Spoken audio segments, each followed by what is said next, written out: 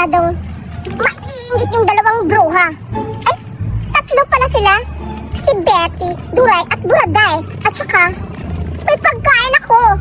O diba, Pita, ibang bansa to. Siguradong matutuwa ko sila. Siguradong maiingit yung sila tatlo at matutuwa. Pero, hindi ko bibigyan. Ipapainggit ko lang. Akin kaya sila ngayon. Pupuntahan ko sa playground. Baka andun sila. Mabruha ba naman yun sila tatlo?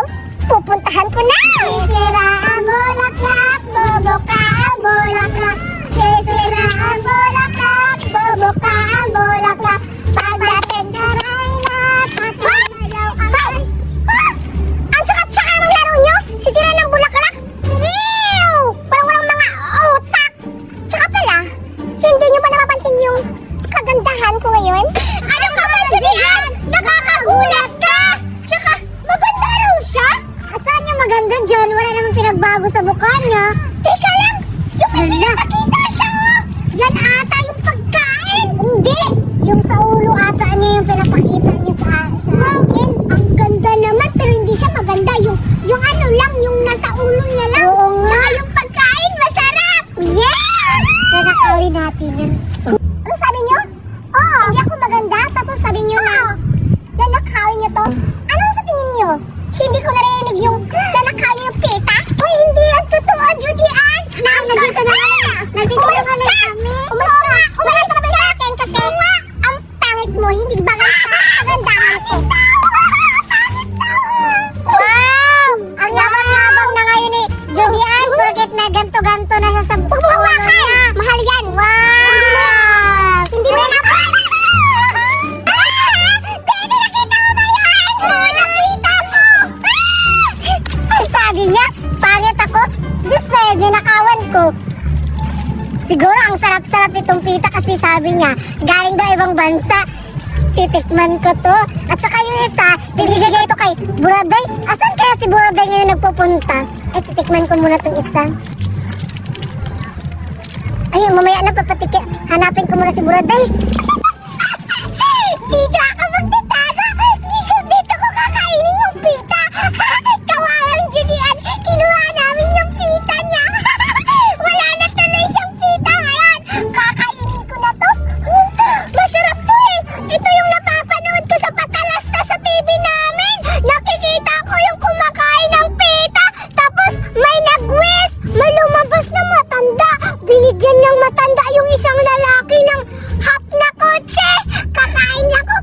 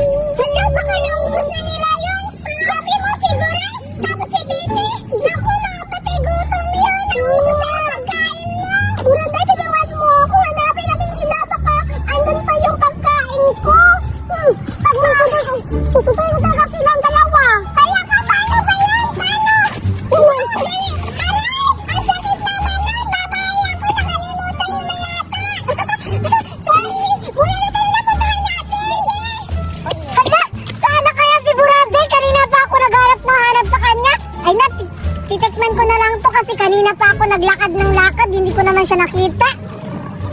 Hala! Hala! Si Burada yan ah! Hala, parang kasama niya si Judian!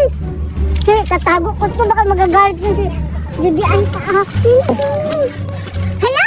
Julian, nakikita mo ba yung nakikita ko? Ayun si Buraday! Hala, oo nga! Mukhang kinakain niya yung...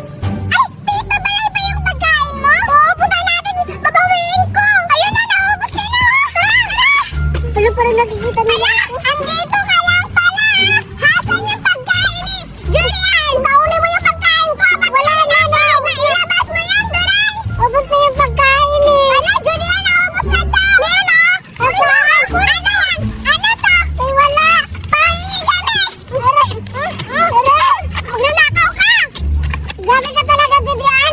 Palagi na lang sinasabunutan mo ako eh! Nanakaw ka kasi nakaw yung pagkain ko! Hindi ka ba nakaw sa akin? Sinagsabi ka! Dapat mo naman kita! Nagkakaroon ako dahil di mo lang ako binigyan eh! Dapat lang ganyan! Aray! Umalis ka na lang dito! Umalis ka! Amin na to! Uy! Umalis ka! Tawan mo yan! Ay, wala sa tayo! Aray! Aray, grabe talaga si Judian ang nulak! Akala mo naman ang ganda-ganda niya! Ang sakit ng ulo ko! Sinambunutan niya ako! Sana kaya si Betty ngayon nagpunta? Parang may naaamoy ako, Judian. Ang baho, ang baho-baho. Amoy tita kaya.